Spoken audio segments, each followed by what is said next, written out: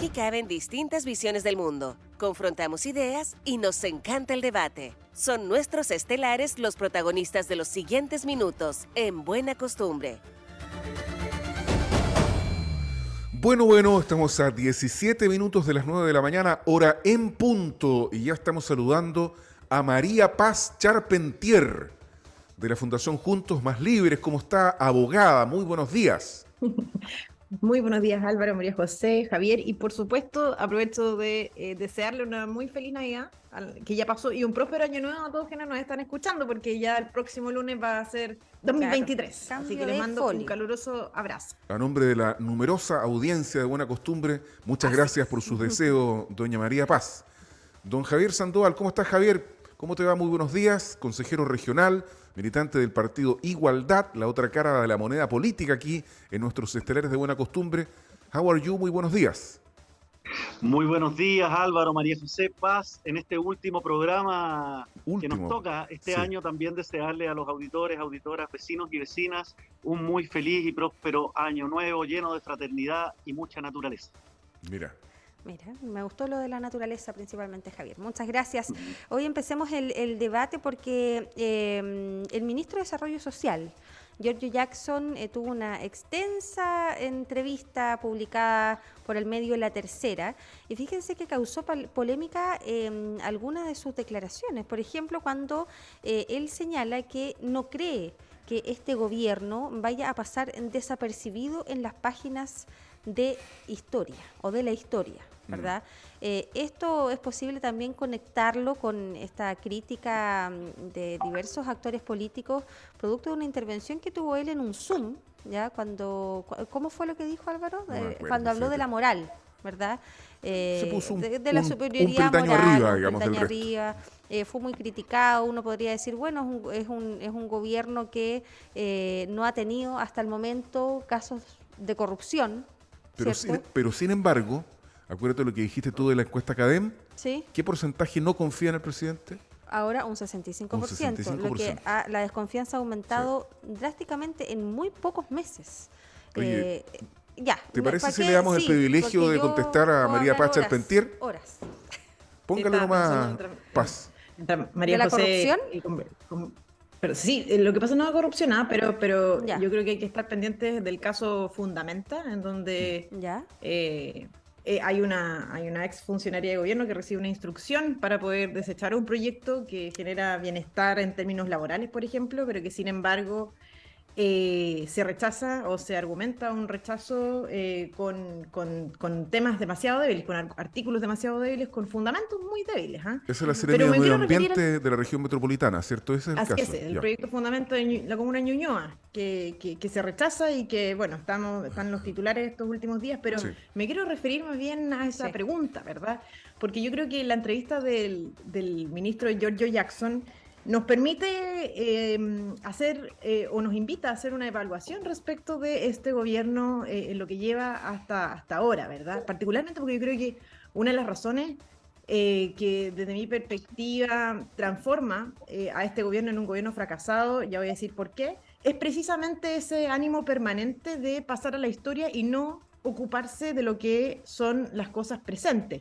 Pasar a la historia porque a sí mismos se ven como particulares, como especiales, a diferencia de los demás gobiernos. Y desde mi mirada es justamente todo lo contrario, ¿verdad? Este gobierno tal vez pasa a la historia, pero como un gobierno que al menos hasta ahora ha sido tremendamente fracasado. Primero, fracasaron en liderar la campaña por el apruebo, ¿verdad? Todos sabemos el intervencionismo electoral que llevó a cabo este gobierno durante la campaña y además salió tremendamente trasquilado porque el rechazo ganó por un porcentaje que abrumador. Segundo, es un gobierno que durante todo este periodo tiene poco sentido de oportunidad y urgencia. Y voy a dar un par de ejemplos, es decir, imagínense todos los meses que demoró este gobierno en cambiar a la ministra Isquia Siches.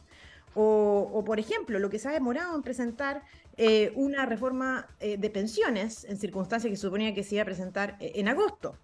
Después, todo lo que demora el presidente de la República en viajar a la Araucanía. Convengamos que además todavía no viene a la provincia de Arauco. Y no solamente eso, sino que el presidente viajó y no dijo nada que fuera relevante. Y por último, es un gobierno tremendamente fracasado en el sentido de lograr satisfacer las necesidades que tiene la ciudadanía en términos de delincuencia, inflación, ¿verdad? Y las demandas sociales básicas, educación, ¿verdad? Donde no tienen un plan, en materia de vivienda, ¿verdad? Etcétera, etcétera. Entonces, el país, la verdad es que está hoy peor que al inicio del gobierno, y eso para mí califica eventualmente para pasar a la historia, pero como uno de los gobiernos más fracasados desde la vuelta a la democracia, estimada María José. Oye, por otro lado, Javier Sandoval, hay quienes dicen que este gobierno, desde los sectores de más a la izquierda, como es el caso del Partido de Igualdad, también podría ser criticado, porque dicen que del programa original ya no queda casi nada, sino que fue entregado a la hegemonía y al dominio del llamado socialismo democrático. Entonces se le podría dar... En la medida de lo posible. Es más o menos, digamos, exactamente. Javier Sandoval. Sí, la verdad de las cosas es que nosotros desde el Partido de Igualdad hemos levantado una crítica a la gestión del gobierno porque observamos de que está pauteada y condicionada por los intereses corporativos, por un lado del empresariado, del gran empresariado, no de las pymes, y por otro lado por la agenda que va indicando la derecha o las derechas, incluyendo el reposicionamiento de la exconcertación para reconfigurar un eje que es el de la política de los consensos, en el fondo la clase política de los 30 años que ha vuelto por sus fueros. Entonces, frente a eso vemos un riesgo serio de capitulación por parte del gobierno. Sin embargo, vemos que hay oportunidades, no sé, de pasar a la historia o no, pero al menos de ejecutar un programa de transformaciones, que es lo que reclama y venía reclamando gran parte de la sociedad chilena, de la mano de la ciudadanía. Y en ese sentido, la oportunidad está abierta porque son 4 años, porque estamos en el momento de balance del primero, y donde también observamos algunas señales que pueden ser positivas, como por ejemplo que en Concepción recientemente se haya desarrollado con la visita de la ministra de Medio Ambiente un seminario sobre transición ecológica, Maíza Roja, un seminario sobre transición ecológica justa que haya incorporado a multiplicidad de actores, particularmente de la comuna de Coronel, y que puede ser un piso, digamos, de bajada programática a la región para poder avanzar en problemas que son cruciales, son graves, y que también lo hemos visto en el pronunciamiento de los Ceremis recientemente a propósito del cierre o de la no extensión, digamos, a una nueva etapa de Hidronor. Entonces vemos que hay una oportunidad de cambio de paradigma, pero que requiere voluntad, decisión y desafiar a los actores que todavía no se suman, porque acá se necesita una coherencia entre los distintos niveles del Estado, gobiernos regionales y municipios, y en ese sentido no hay una respuesta todavía clara, constructiva y encaminada en función de estos cambios por parte de los demás actores también. Entonces yo creo que esta es una posibilidad que sigue abierta, pero donde tiene un rol fundamental que jugar la territorialidad, la ciudadanía y los órganos de poder intermedio. Pero fíjate que la última pregunta que le hicieron en la tercera, a Giorgio Jackson, le preguntan Paz y Javier, ¿hay una nueva narrativa en el gobierno? Y él contesta, sin duda, lo que más agobia a la ciudadanía es la inseguridad económica, no saber si podrá llegar a fin de mes, la inseguridad de no saber si le van a robar cuando vuelva a casa o les pueda pasar algo a sus hijos. Pero también está la inseguridad social, el temor de qué pasa si me quedo sin empleo, si me enfermo. Nuestra narrativa hoy es hacernos cargo de estas 3 inseguridades. Y yo me imagino que esto tendrá que estar, digamos, en sintonía con lo que piensa el presidente. Y aquí están claramente entonces los acentos los acentos que va a poner el gobierno en los años que le quedan de su mandato, Paz. Sí, es que, mire, a mí me parece bien esa declaración, que en el fondo las prioridades del gobierno sean esas, y porque además son reconfirmadas y confirmadas por la ciudadanía una y otra vez a través de las distintas encuestas que bien son un dato a tener presente en esta oportunidad. Pero en lo que lamentablemente se ha destacado este gobierno es en decir A y hacer B, digamos, ¿eh? O que existe una tremenda distancia entre lo que es el relato y lo que es al final del día la acción política. Voy a dar un pequeño ejemplo. Es decir, si es que para el presidente de la República efectivamente ese es el nuevo relato, con el cual Javier tal vez podrá estar en desacuerdo, porque esto se acerca más bien a una socialdemocracia conforme a lo que se concluye toda la entrevista, ¿verdad? Y tendrá su momento para referirse a eso. Bueno, si es que esas son las prioridades para el gobierno, entonces, ¿por qué el presidente de la República permanentemente intenta transformarse nuevamente en el guaripola del proceso constitucional? Eso no se condice para nada con dónde deberían estar puestas todas sus energías durante esta etapa. Y ese tránsito me parece a mí que muchas veces no ha sido claro, eso por una parte. Y segundo, está bien, son las prioridades, pero ¿dónde están los planes? A mí, eso es lo que a mí en reiteradas oportunidades me ha molestado de este gobierno. Llega, y lo dije antes, con una falta de sentido de oportunidad y urgencia que a veces preocupa, pero en exceso, en materia de educación, en materia de seguridad, ¿verdad? Es decir, por ejemplo, recientemente, hace algunos días, se comunicó un informe al que habría llegado a la Comisión Especial Investigadora de la Cámara de Diputados, en donde existen algunas conclusiones que realmente yo discrepo en cuanto a lo que es el robo de madera y su vinculación con la causa mapuche que llevan adelante algunos de los grupos más radicalizados y violentos, ¿verdad?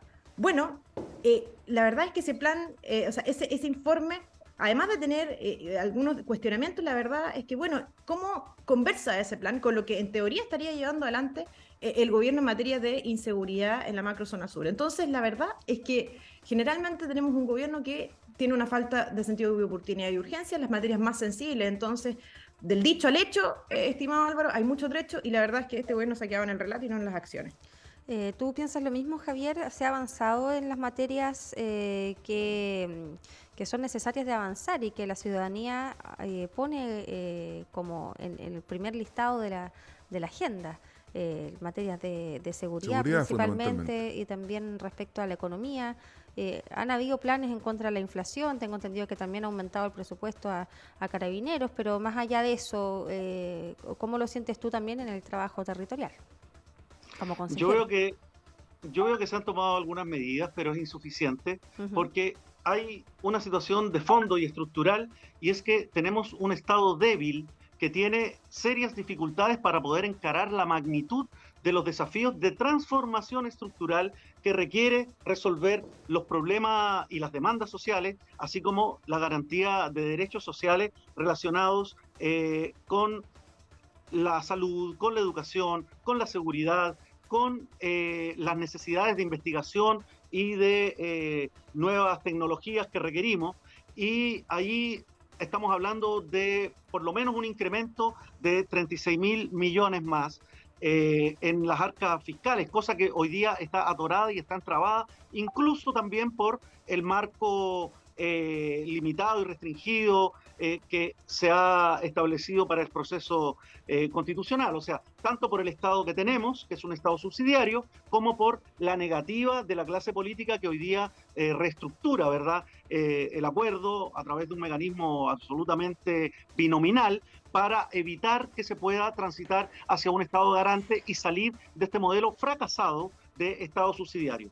En ese contexto, lo que yo veo es que hay también posibilidades de otras medidas que aborden estos temas que están hoy día demandándose de manera tan enérgica por parte de una ciudadanía impaciente y necesitada de respuesta, como lo es la seguridad.